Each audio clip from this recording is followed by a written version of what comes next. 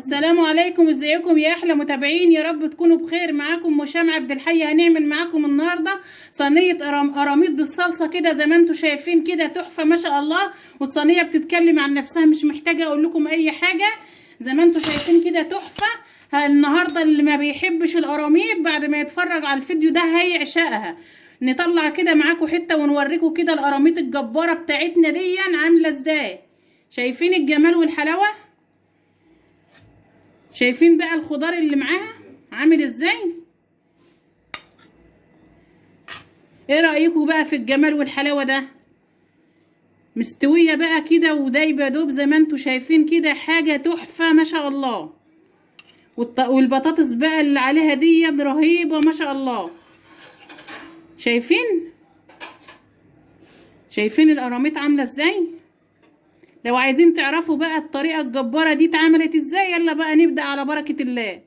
مقاديرنا النهاردة هتكون معانا هنا 3 كيلو قراميط، ومعانا هنا كيلو بصل متقطع قطع صغيرة زي ما انتوا شايفين كده، ومعانا هنا حباية بطاطس متقطعة برضو كده حلقات برضو كده، لا هي رقيقة ولا هي تخينة. ومعانا هنا كوباية دقيق. وتوابلنا هتكون معانا فلفل اسمر، معانا بهارات السمك، معانا كمون، معانا كزبرة، معانا ملح، والملح معلقة كبيرة والتوابل معلقة صغيرة من كل نوع. يلا بقى كده. ومعانا هنا شفشق طماطم اهون ملان. يلا بقى نسمي الله ونصلي على الرسول ونشوف هنعمل ايه. بصوا بقى كده يا بنات، احنا اول حاجة هنعملها هنعلق على الصلصة بتاعة القراميط. فانا حطيت حلة على النار وحطيت فيها شوية زيت علشان نعمل الصلصة. هننزل بقى بالبصل بتاعنا كده. انا عامله كميه بصل محترمه كده، انتوا عارفين القراميط بالصلصه بتعوز بصل كتير، فانا عامله كميه كده محترمه زي ما انتوا شايفينها كده. وبعدين عندنا يعني 3 كيلو قراميط فكتيره كتيره، فانا عامله مزوده في الكميه شويه. شايفين البصل قد ايه في الحله؟ يعني انا هسيبه لعند ما يدبل خالص، يدبل خالص خالص. يعني مش هضيف الطماطم دلوقتي، هسيبه كده على نار وسط لعند ما يدبل خالص. وعلى ما البصل يكون دبل نروح بقى نقلي في القراميط، بدل ما نضيع وقت ونطول عليكم الفيديو. نروح بقى نقلي في القراميط على ما البصل ده يدبل على العين التانية كده. انا حطيت بقى الطاسه على النار تسخن، والبصل برضو معانا بيدبل. وانا بقى كده يلا انا حطيت الدقيق على صينيه واسعه اهو عشان نعرف كده ندهن القراميط. ويلا كده بقى علشان نعرف كده ندهنها دقيق. شايفين بقى القراميط كده متنضفه ازاي؟ شايفينها عامله ازاي؟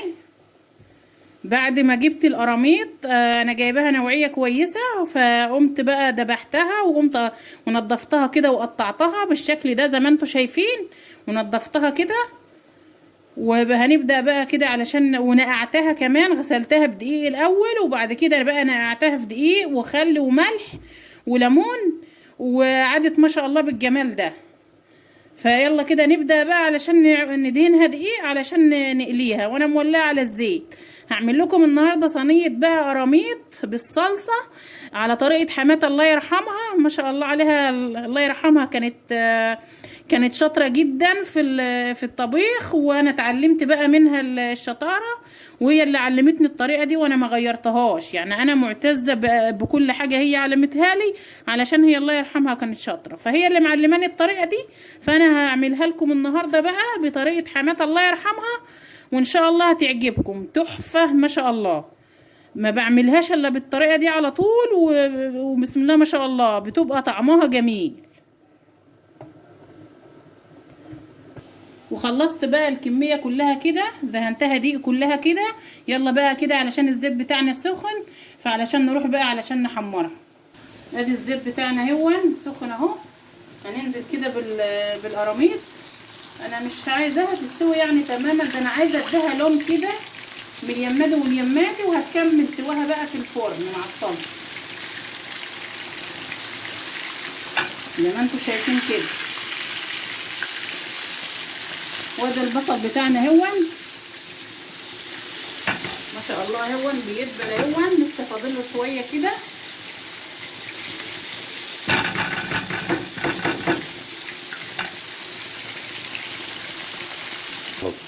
يا بنات كده لما يعلى كده نقوم قلبينه اليمه التانيه علشان ما يبقاش حته عاليه وحته واطيه.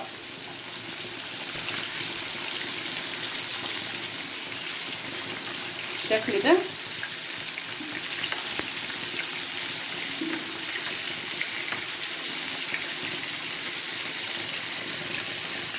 وخلاص كده يا بنات زي ما انتم شايفين كده هو ده اللون اللي انا عايزاه. انا كده هطلعها بقى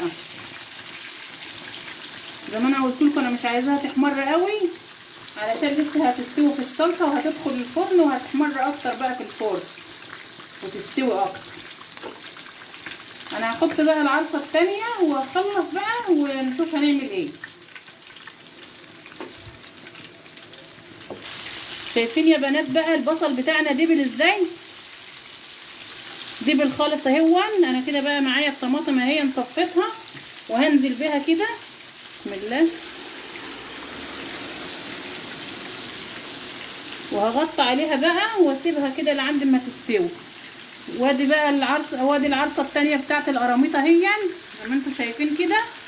ودي اخر عرصه معانا. هخلصها بقى كده والصلصه تستوي وبعدين نرجع لكم ونشوف هنعمل ايه. ورجعنا لكم بقى والصلصه بقى عادت زي ما انتم شايفين كده اتسبكت وعادت جميله معانا اهي. معانا كده شفشق ميه بقى هننزل كده بيه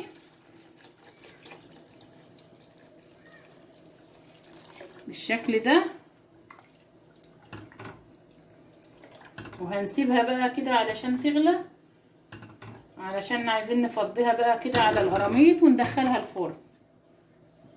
بصوا كده بقى يا بنات يا حبايب قلبي، انا كده بقى معانا صينيه اهي هنرص فيها كده القراميط. وادي القراميط بتاعتنا بقى بعد ما حمرناها بقى وعدت بالشكل الجميل اللي انتوا شايفينه ده. هنرصها كده بقى في الصينيه على ما تكون الصلصه بتاعتنا غليت بالشكل ده.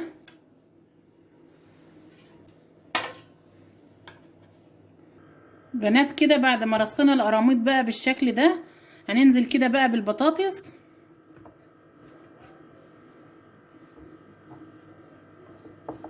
في الجوانب كده وفي الفراغات.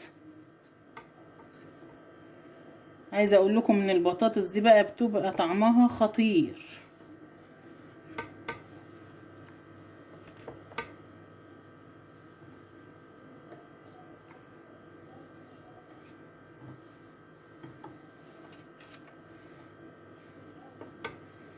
بس كده. بصوا بقى يا بنات الصلصه بتاعتنا بقى الجميله هي خلاص اهي قربت تغلى. انا بقى هنزل بالتوابل اهي اللي احنا قلنا عليها، بهارات السمك وفلفل اسمر وكمون وكزبره ومعلقه ملح كبيره. هننزل بها كده عشان الصلصه بقى تبقى فيها التوابل بتاعتها بقى والحدق بتاعها وتبقى كده كل حاجه مظبوطه، عشان القراميط ما تحتاجش اي توابل ولا اي حاجه. وكده ان شاء الله معلقه الملح كده يا دوبك كده على الكميه دي، معلقه ملح ملانه يعني يا دوبك هتغلى ونروح بقى نفضيها. انا كده مولعه الفرن يسخن من شويه وهنشوف كده مع بعض بقى هندخلها لمده قد ايه.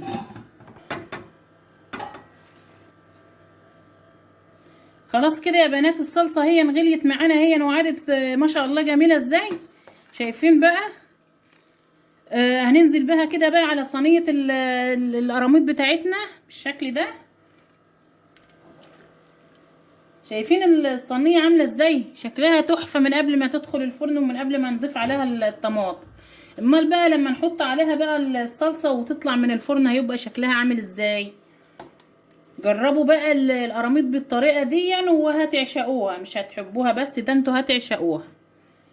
طريقه تحفه جدا وانا ما بحبش اغيرها. شايفين بقى كده يا بنات؟ انا هاخد بقى الصينيه بتاعتنا الجميله دي انا هدخلها الفرن على الصاجه من تحت على عرصه الفرن. هتفضل في الفرن كده لمده ساعه، وبعد ساعه هطلعها بقى على الشبكه علشان تاخد لون من فوق، لاني مش هولع الفرن اللي من تحت بس، فهطلعها تاخد لون من فوق. وبعد بقى ما تستوي هرجع لكم تاني واوريكم بقى الجمال والحلاوه. ورجعنا لكم تاني بقى، والصينيه بعد ما طلعت من الفرن بقى بالجمال والحلاوه دي زي ما انتم شايفين كده. ايه رايكم بقى؟ استاهل منكم بقى لايك للفيديو وتعليق كده حلو كده ودعوه حلوه من دعواتكم. يا رب يكون الفيديو النهارده عجبكم. لو عجبكم الفيديو ما تنسوش تعملوا لايك وتشتركوا في القناه وتفعلوا زر الجرس وتعملوا مشاركه للفيديو عشان الكل يشوفه والكل يستفيد. والسلام عليكم ورحمه الله وبركاته.